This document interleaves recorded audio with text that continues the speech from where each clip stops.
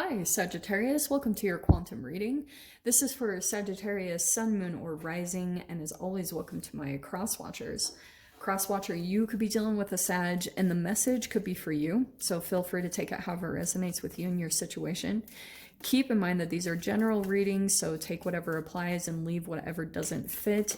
And thank you. Oh, if you guys are wanting to book a one-on-one, my website information is down below in the description box. You can go ahead and just subscribe your email there, and I will send out an email notification whenever the availability opens up. And as always, thank you guys so much for liking, subscribing, for all the ways that you have supported the channel. There is your freaking card right out the bat. Whew. Whew. All right. Okay, I'm going to take these. Yeah. Wow. Okay, Sag. So, like I said, very first card, you've got the Temperance card. So here's what I think is happening, and especially with the Hanged Man as well. I definitely think that you're kind of at a standstill when it comes to a particular person in your life. And it's interesting that these two cards are coming out. Look at all this fire. This is really crazy. This is quite a bit of maybe some anger, frustration. I'm not gonna lie, like the Knight of Wands and the Emperor, this is an Aries card, and of course that's fire. So this is interesting. I don't know if you guys are dealing with a fire sign or someone's just coming in and matching you. Like the Emperor is stubborn. So, and that's what I was picking up immediately, especially with the Hanged Man. It feels as though you are at some type of a standstill, and you might be in this mode of kind of like letting go. Your intuition is kind of telling you that this relationship kind of is at a standstill. That's what I keep getting. It's kind of like someone won't budge here. And this dynamic is fascinating. Do not get caught up by the gender. This can play out in so many ways, especially this is just one deck. Some decks do all these as females. So, okay. There's a particular person that I do think you go back and forth with. Friend, family, romance, whoever it is. Sometimes this can even be jobs. So the Emperor could be some type of very masculine dominant energy, and that can even play out in a female. So that's why I was saying don't get caught up by genders. So you're in this process, and I feel like both of you are kind of at this standstill. Like it's interesting because like with the Temperance here at the beginning, you're kind of coming into peace and balance about who this person is, you know, kind of. And part of the lesson I feel like is that it could have gone back and forth. And I keep, every time I get the Emperor in this type of situation, it's kind of like you can't teach an old dog new tricks. And that could have been something that you had to realize about the energy between you and a different person, is that like the Knight of Wands, there's a lot that you entangle. Here's the entanglement, okay? Knight of Wands and the Emperor. Oh, I'm gonna do it. I'm gonna say it. Okay, here we go. So, Sag, what I'm getting from this, if this was romantic, okay? Oops, sorry. If this was a romantic entanglement, I feel as though there was something almost like genetically that you and this person saw as like very beneficial. And I do feel like there was a lot of attraction here, definitely, okay?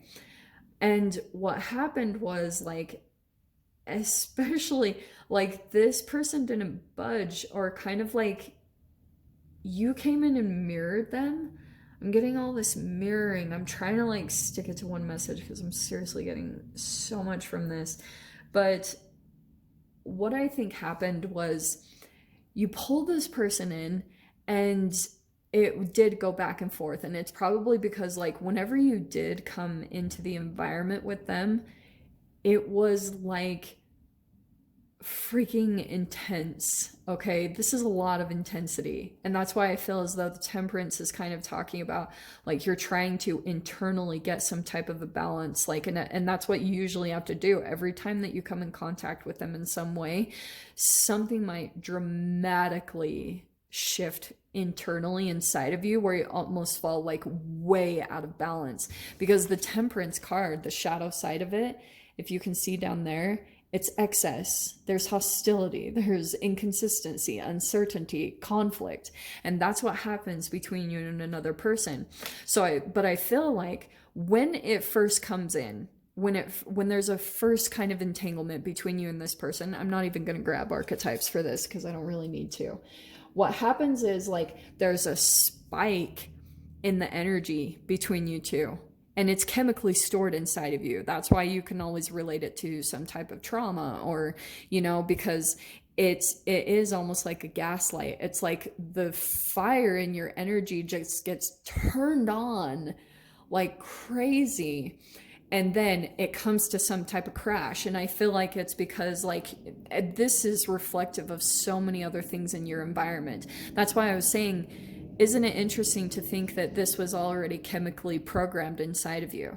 So even though like there's a lot of, stuff happening when it comes to why you're drawn to this person in the first place, like you could just be in this process of your intuition is telling you it's time to let it go. It's something that you know that you have to sacrifice and let go of to be able to actually have peace, calm, and balance in your life, which maybe is turning into more of a priority for you. Is kind of like, you're like, yes, this is very passionate and very attractive between you and this person, but you're like, holy shiz. It is like, that crash part is really intense, because what you can go down into, that could be father issues with the emperor, and that's probably what it took you down into, is like some type of moment in your childhood where you were first programmed with some type of shame, guilt, and fear from your father. There was an entanglement that was pretty intense, and I feel like if that wasn't your father, it was your mother, okay, that was acting the role as the masculine because she had to. So there's the moon, there's the subconscious stuff. Yeah. And also you might be kind of like, I feel as though Sag, in a way, your energy is kind of elusive right now. Like you're not really revealing too much. You're almost like sending someone on a wild goose chase.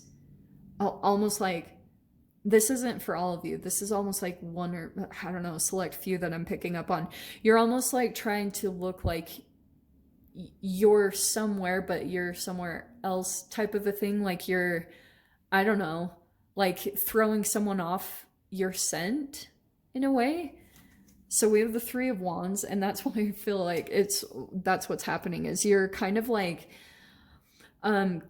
you're kind of keeping your energy elusive, and there's like that you're wanting to go out and expand. Three of Wands is kind of like, you're not really revealing what you're trying to pull into right now, or what you're attracting. Oh shiz. Okay, and the Ace of Cups. Some of you guys, you have a new love and you're not revealing it.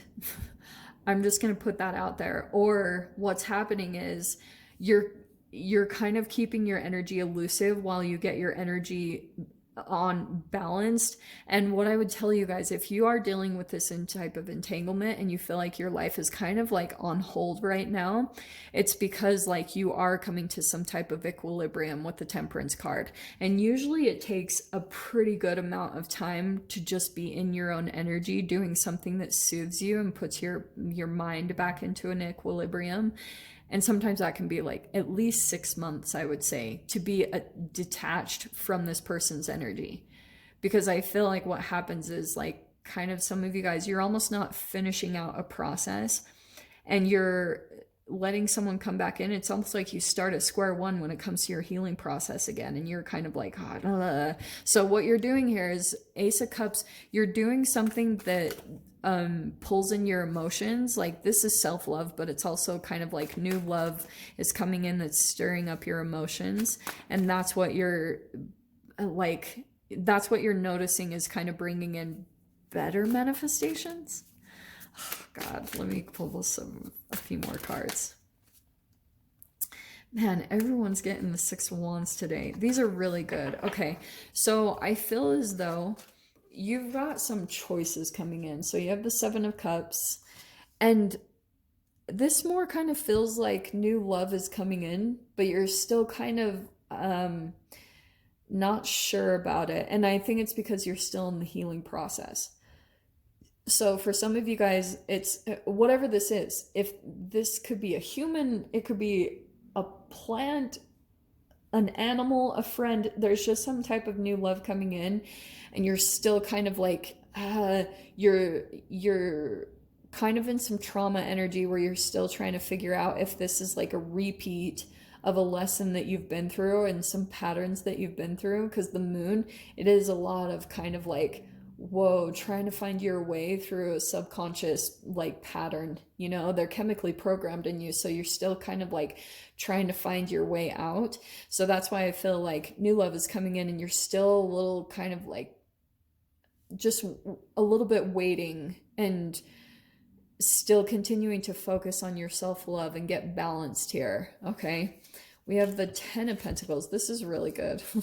We have the Six of Wands first. I'm going to put that next because I feel as though that's a lot of attention that's going to be coming in. Some of you guys, that's a victory. That's a, like, I feel as though you're finally overcoming something. And the Seven of Cups could be kind of like new love comes in, and then all of a sudden you have these opportunities where you can go to the new, and you sometimes feel tempted to kind of backtrack into what's familiar or comfortable.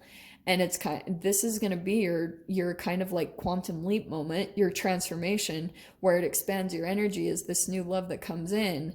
And the victory will pretty much be in your moving forward and advancing for yourself. Okay. And it's going to bring Ten of Pentacles, stability, maybe more money, whatever it is. Yeah. And that's where the shift will happen, because a lot of the times, like, sometimes you just go for things, you know, and it's like sometimes situations won't really change or transform unless you decide, I'm going to do this. I'm going to make this happen.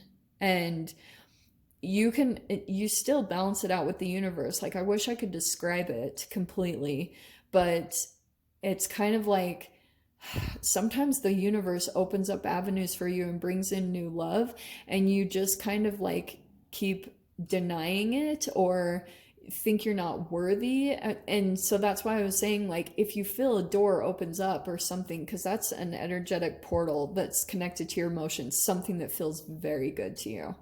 It's like, go, do it. It's going to bring a victory, and it's going to bring some form of like maybe family, or like I said, increasing your finances. A lot of them are interconnected. So that's why follow your emotions and what feels really, really good for you. Okay.